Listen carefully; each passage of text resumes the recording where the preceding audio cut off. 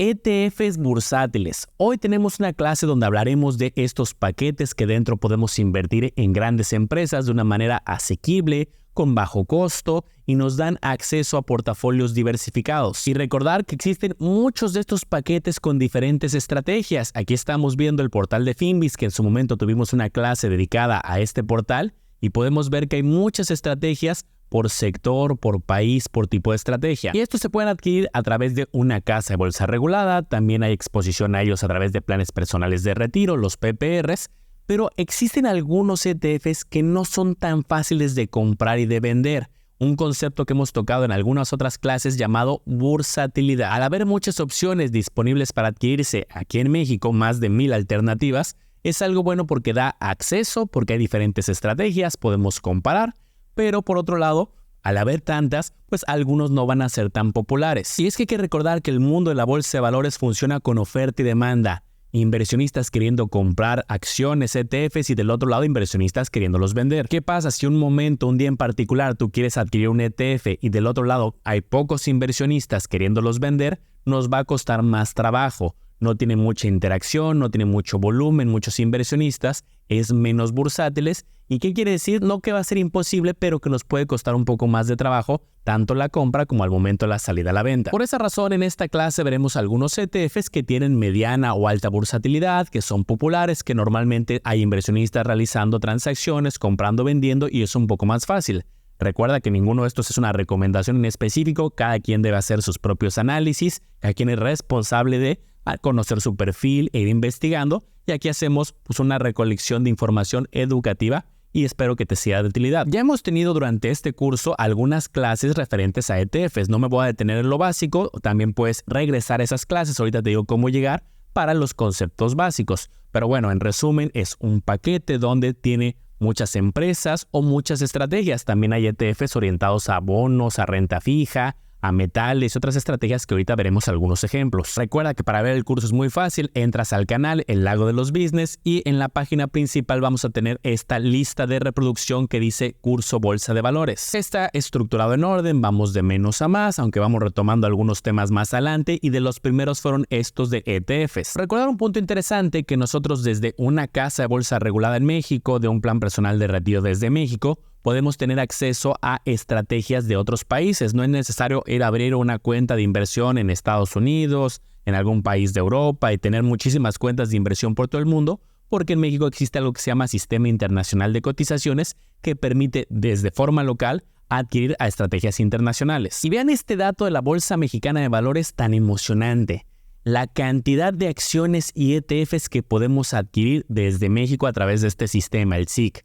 Fíjense cómo ha ido creciendo, hay una tendencia desde el 2019, 20, 21 y vemos cada vez hay más alternativas, tanto de acciones como de ETFs, para tener en este momento más de 3,800 alternativas. Vean la diferencia entre la renta variable, que incluye acciones, ETFs, y la renta fija, que pues si hay alternativas, también hay variedad para comparar SOFIPOS, para comparar bancos. CETES Directo pues tiene varios instrumentos, que si CETES, bonos, UDIBonos. Pero cuando entras al mundo de renta variable hay muchísimas alternativas. Y una pregunta que alguien podría plantearse es, oye, ¿y si yo todavía no tengo un contrato en una casa de bolsa, un plan de retiro, etcétera, cómo puedo saber qué ETF sí está disponible aquí en México a través de este sistema internacional de cotizaciones? Porque a lo mejor encontraste literatura o encontraste el nombre de algún ETF, bueno, vamos a ver el paso a paso. Pero antes recuerda que estas clases de los sábados de bolsa tienen una meta colectiva de al menos 1000 manitas arriba y 100 comentarios de personas diferentes para que continúe. Yo pensé que íbamos a tener 5, 6, 7 clases, ya llevamos bastantes clases, llevamos como 13, 14 clases de este curso gratuito, porque ha habido mucho apoyo, manitas arriba y veo interés, y por lo tanto hacemos este esfuerzo. Entonces, pues vamos a lo que venimos. Ya es sábado de bolsa con el tío Manolo.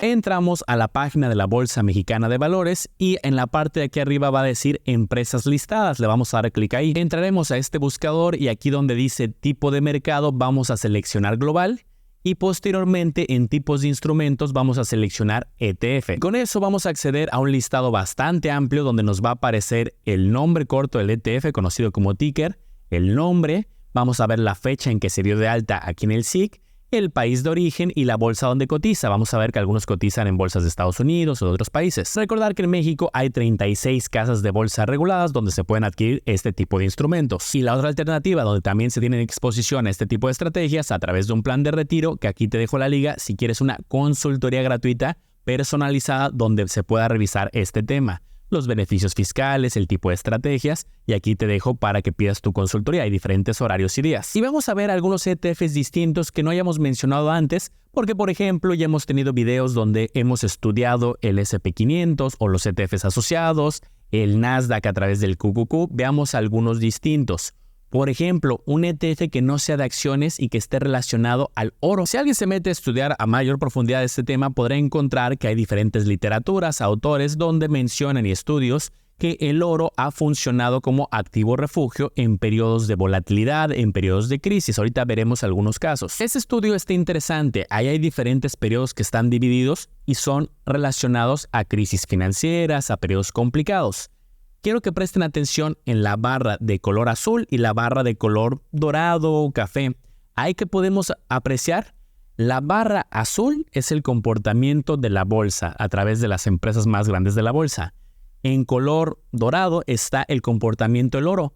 Fíjense cómo en ese periodo particular de crisis, en la mayoría, el oro tiene un rendimiento positivo en la historia y el comportamiento de la bolsa en ocasiones es negativo. Hay también casos donde reacciona de manera positiva. Pero en los 7 periodos seleccionados de ese estudio, el oro tenía un mejor comportamiento comparado con las estrategias de la bolsa diversificada en general, pero para esos periodos de crisis. Aunque ojo, cuando revisamos un periodo largo de tiempo, en este caso desde el 2008 a la fecha, las barras amarillas del oro y las barras negras del Standard & Poor's, en este acumulado de muchos años, la bolsa a través del Standard & Poor's diversificada a las 500 empresas ha tenido un mejor desempeño comparado con un ETF de oro. Y ya saben que el pasado no es garantía de que así se vaya a comportar necesariamente en futuro. Las condiciones cambian, pero algo que podemos aprender de esta historia es que hay ciertos ETFs o estrategias que han funcionado bien en visión de largo plazo, de muchos años, tenerlo a 10 años, 15, 20 años largo plazo, como el caso del Standard & Poor's,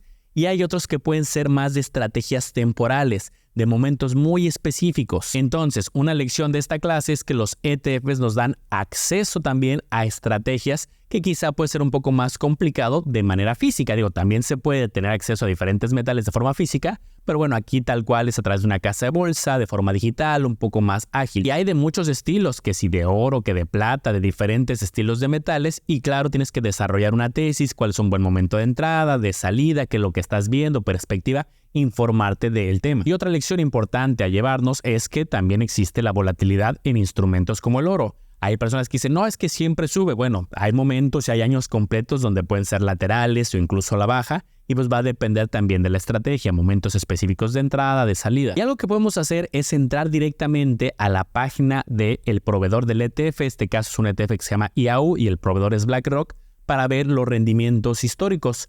Por ejemplo, con este corte a septiembre de 2024, el último año muy atípico, un crecimiento muy importante, pero eso ya sucedió. No quiere decir que esa tendencia necesariamente se vaya a repetir. ¿Cómo le ha ido a largo plazo?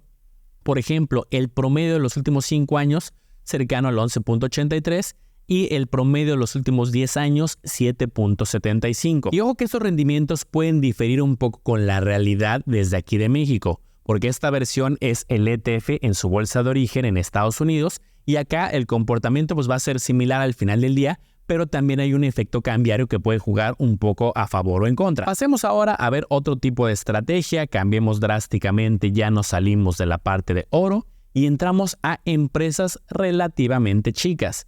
Normalmente se habla mucho del S&P 500, las empresas más grandes, pero también hay empresas catalogadas medianas o chicas, small and mid cap. Existen momentos muy particulares en la historia donde las empresas chicas han tenido un rendimiento superior incluso que las grandes. No es que siempre sea así, pero sí hay momentos y estudios relacionados. Por ejemplo, aquí el gráfico azul es este conjunto de empresas chicas contra el gráfico verde o el conjunto de empresas grandes. Aunque este tema es un poquito más avanzado relacionado a métricas de evaluación, ya hemos visto algunas, pero vamos a seguir profundizando en futuras clases si es que viene el apoyo con las manitas arriba, donde con métricas de evaluación se puede comparar, oye, empresas grandes versus empresas chicas. cuáles en este momento están sobrevaloradas, están subvaluadas, un poco relativamente más caras o más baratas. Y esto lo menciono porque puede haber momentos en que alguien diga, oye, es que considero que la bolsa ha subido mucho, ahorita las empresas están algo caras para entrar. Bueno, pues dependerá las estrategias. Habrá algunas que pueden ser oportunidades, mientras otras puede que sí estén sobrevaloradas o habrá momentos que analizar. Y también hay que considerar que los riesgos son distintos. El riesgo de una empresa relativamente chica comparado con una empresa ya líder de su mercado, de su nicho, con un Google, un Coca-Cola, un McDonald's, un Ford, pues los riesgos pueden ser diferentes con empresas que están más emergentes, que están ahorita que quizá teniendo éxito en sus productos, pero están en una fase de crecimiento. En muchas ocasiones, las empresas chicas tienen más riesgos comparado con las ya más consolidadas. Incluso también mayor volatilidad, que es una manera también de hablar de mayor riesgo. Como ya llevamos varias clases juntos, le voy a subir un poquito a la dificultad, un poquito a algunos indicadores más especializados, pero vas a ver que se va a poner muy interesante. Y es que es un poco injusto comparar estrategias que tienen diferentes volatilidades, diferentes niveles de riesgo. Porque si uno dice, oye, pues voy a ver cuál ha tenido un mayor rendimiento y solamente nos fijamos en el rendimiento, estaríamos dejando riesgos y la volatilidad y otros elementos. Es como la renta fija. Oye, ¿cuál SOFIPO paga más? Pues a lo mejor hay una que esté pagando más, pero tiene mayor cartera vencida, tiene más riesgos. Hay que considerarlo. Y también en la renta variable. Y no te preocupes, no te abrumes, no nos vamos a meter a hacer cálculos complejos, pero sí te quiero presentar justo algunos indicadores que en su fórmula tienen el rendimiento y también el riesgo, la volatilidad. Un ejemplo es este, Sharpe Ratio, que tiene el retorno esperado, le restamos la tasa libre de riesgo, que en el caso de México serían los CETES, que en Estados Unidos, y hablando de la bolsa de Estados Unidos, pues sería el equivalente, pero de la Reserva Federal o de Estados Unidos, y también considera el riesgo. Y lo interesante es que luego poco a poco vamos a ir viendo ciertos indicadores, ciertos reportes, donde no solamente vamos a voltear a ver el rendimiento de, las empresas chicas tuvieron un mayor rendimiento comparado con las grandes, es mejor. Bueno, ¿y qué tal si también lo ajustamos por riesgo con este tipo de fórmulas? Y entonces, por ejemplo, aquí vemos que las empresas chicas tienen un Sharpe Ratio menor. En este tipo de indicadores, entre el número sea más alto, es mejor. Entonces, digamos en términos resumidos es, tienes mayor rendimiento, pero tienes más riesgo, resta un poco al número. Oye, tienes un buen rendimiento y tu riesgo fue un poco más acotado, pues entonces vas a tener un número mayor. ¿Sí se habrá entendido o me la estoy volando con esta clase? También tú vas a marcar el nivel de la dificultad. También en los comentarios me puedes decir, oye, ¿sabes qué? Esta clase se me hizo muy complicada. O no, vamos bien, vamos en buen ritmo y voy considerando los comentarios de toda la clase. Regresemos a temas un poco más intermedios. Algo a notarse en este tipo de ETFs es que las principales empresas ya no van a ser las mismas gigantes que se mencionan mucho en el S&P 500, en el Nasdaq, que constantemente en estos ETFs de empresas grandes, pues sale Amazon, sale Apple, sale Google, sale Tesla. Vemos empresas que algunas podrán ser conocidas y algunas pueden ser pues, más especializadas de nicho. Como la gran mayoría de estrategias que cotizan en bolsa va a tener su volatilidad, ya vimos que incluso volatilidad más fuerte. Vamos a ver el rendimiento histórico del ETF VB, que es el que estábamos estudiando ahorita, directamente en la página del proveedor de Vanguard. Último año, fíjense este crecimiento tan importante, 27.41. Últimos 5 años en promedio, 10.65. Y últimos 10 años, 9.63. Aquí hay un punto muy especial que quiero comentar de este rendimiento atípico y por qué el de 10 años promedio es menor. Por mera coincidencia, se impartió este curso en un año muy bueno de la bolsa y de varias estrategias. Si se dan cuenta, es un dato atípico el que hemos visto en estos últimos 2, incluso en varias. Pero si nos vamos a la historia, vemos un dato menor. Quiere decir que este dato pues está jalando el dato promedio de los 10 años, pero no lo suficiente, y nos da un dato quizá más realista del histórico, el de 10 años. Sería irresponsable que alguien dijera, este es el rendimiento normal de este tipo de estrategias, el 27. Pues no, si nos vamos al promedio de los 10 años, lo normal es que fluctúe obviamente años más buenos, años negativos, y el promedio se va hacia el 9.63. Hablemos ahora de algunos sectoriales. Por mencionar un caso, el tecnológico. Este es un ejemplo de ETF relacionado, XLK, y aquí están las principales posiciones. Fíjate cómo está muy concentrado. Te tiene que gustar en este caso particular Apple, Nvidia, Microsoft, porque tienen un peso preponderante. Y hace unos días en otra clase hablábamos de uno más o menos similar, QQQ, que es relacionado al Nasdaq 100. Pero tienen diferencias. Y una de las importantes es que el QQQ no solamente es tecnología, también tiene de otros sectores. Lo mismo podría pasar con el S&P 500. Es de los sectores más importantes, pero tiene de otros. Aunque también es importante mencionar que hay ETFs que se repiten en cuanto a sus principales posiciones. Alguien que tuviera el XLK y también el QQQ, pues la principal posición en ambos es Apple. La segunda es Nvidia, la tercera es Microsoft, la cuarta es Broadcom. Se parecen mucho y como los pesos son importantes, ahí se estarían, digamos, empalmando un poco.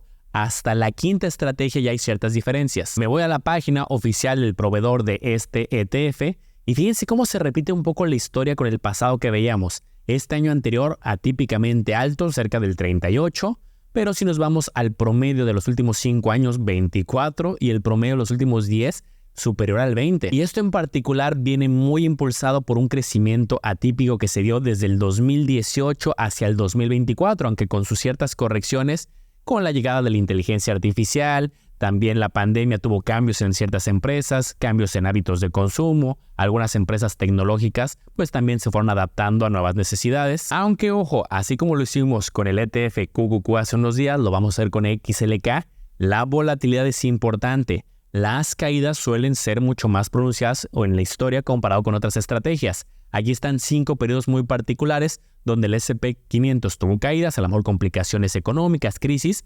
Fíjate el XLK cómo hubo caídas con mayor fuerza. Observa el 2008, el 2000, momentos complicados. Estos ETFs tienen volatilidad alta y pueden tener este tipo de comportamiento. Y lo bueno es que hay ETFs por diferentes sectores para que cada quien haga sus propios análisis, diagnósticos y a lo mejor alguien tiene una tesis muy particular. Oye, considero que el sector automotriz, que el sector consumo, el sector energía, salud, va a tener un X desempeño en un periodo. Pues bueno, existen ETFs con empresas asociadas a dichos sectores. Y finalmente, hablar de ETFs globales que tengan exposición a empresas de muchos países. Por ejemplo, este VT es de los más famosos, pero también hay un tema particular. Si te das cuenta, las empresas son muy parecidas al de tecnología, muy parecidas al S&P 500 y a otros ETFs. Sí tiene una diversificación entre distintos países, pero es preponderante a Estados Unidos y eso hace que sea algo parecido al S&P 500, a otras estrategias en algunas empresas, que también tiene empresas japonesas y de otras geografías. Aquí vemos algunos casos de los más importantes. La diferencia es que vamos a encontrar empresas como estas que están asociadas a otros países y van a ser parte de este conjunto. Existen también otros ETFs globales que lo que hacen justamente es aislar a la economía de Estados Unidos, porque se sabe que muchos ETFs tienen preponderante empresas y compañías de Estados Unidos. Por lo tanto, aquí hay 3 ejemplos también globales, pero excluyen este tipo de empresas. Vamos a cerrar con un checklist de las cosas que yo me suelo fijar antes de revisar un ETF. Claro, este checklist puede ser mucho más completo, es un muy buen resumen, tú puedes también ir agregando otros elementos. Pero antes de verlo, ayúdame con tu manita arriba, como ya lo comentamos, para que continúe esta serie de videos, porque hay un montón de temas que podemos hablar, pero para que haya interés, quiero observar que al menos haya 1000 manitas arriba y 100 comentarios de personas distintas. Aquí un listado muy completo, se puede ir robusteciendo más, pero para que guardes este video, lo tengas aquí muy a la mano, acuérdate que este curso pues queda para ti. Y algunos elementos son, pues en que invierte claramente entender la estrategia, si está disponible a través de México, las comisiones, sus principales posiciones. Quizá si el ETF tiene 100 o 500 posiciones no voy a revisar todas, pero sí entender cuáles son y si me gustan las principales. Entender los rendimientos históricos, aunque no vaya a ser hacia futuro, pero me ayuda a entender un poco la historia, la diversificación y qué tanto se empalma con otras estrategias que tenga, en qué sector invierte, cómo se comporta en momentos complicados de crisis, en qué país o países invierte. Importantísimo pensar en riesgos, eso luego se nos olvida. ¿Cuáles son los riesgos asociados? ¿Cómo se comporta con el ciclo económico actual? ¿A qué plazo o horizonte se está buscando la estrategia? Ya un poquito más avanzado, técnicas de evaluación, tanto las empresas que están adentro, quizá del conjunto, hay momentos quizá más estratégicos que otros. Vaya que esta fue una clase muy completa, mucha información, pero creo que vamos evolucionando con el aprendizaje en este curso que hemos ido estructurando paso a paso. Y no te abrumes, este es un tema complicado, requiere muchos meses, años incluso de práctica, de aprendizaje, pero ya viste todas las alternativas que se logran desbloquear, por llamarlo de alguna manera, cuando podemos entrar también al mundo de renta variable. Y bueno, y para los que se animen, aquí les dejo nuevamente la liga para las consultorías gratuitas específicas de planes personales de retiro. Estas recuerda que son estrategias de largo plazo que además tienen beneficios fiscales, como exención de impuestos y poder tener una deducción de impuestos, es decir, aspirar a una devolución que nos depositan en nuestra cuenta pagando menos impuestos legalmente, y puedes tener estrategias asociadas a varias de estas que hemos visto, como el S&P 500, como el Nasdaq 100, entre varias otras estrategias de bolsa o de renta fija. Nos vemos en el canal y el próximo sábado de bolsa. Muchas gracias. Espero te haya gustado este review informativo. Recuerda analizar y comparar muy bien porque tú serás el único responsable de tomar una decisión bien fundamentada.